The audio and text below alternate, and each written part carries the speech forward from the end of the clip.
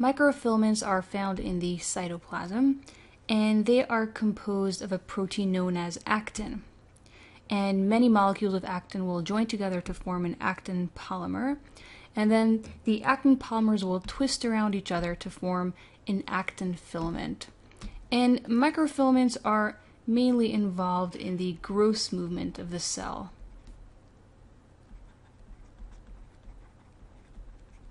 And microfilaments are dynamic. And what we mean by that is that they can lengthen and shorten very frequently. And in that sense, they're similar to microtubules. So they become longer in a process known as actin polymerization. And they become shorter in a process known as actin depolymerization. And it's the polymerization and depolymerization that helps to move the cell. So one example of where microfilaments help with the growth movement of a cell is during cell division. So the cell at some point is going to be pinched in that way, and then eventually it'll separate into two separate cells, and the microfilaments help the cell make that kind of pinched shape and then move to create two separate cells.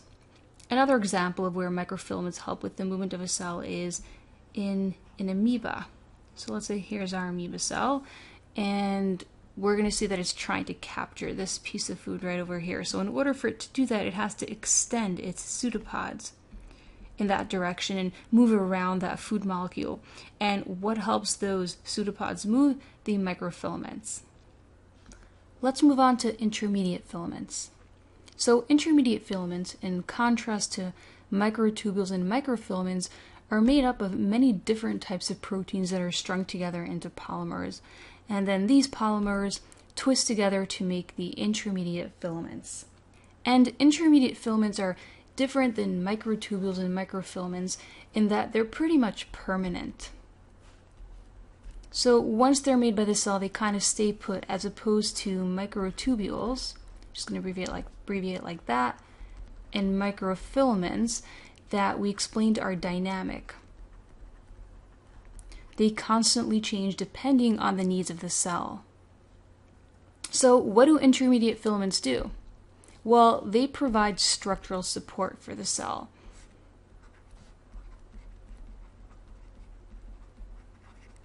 Or another way to say this is they resist mechanical stress.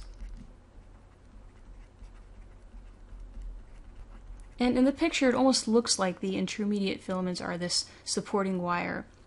And if you recall in our introduction to cytoskeleton, we mentioned that the intermediate filaments can be compared to the springs inside of a mattress.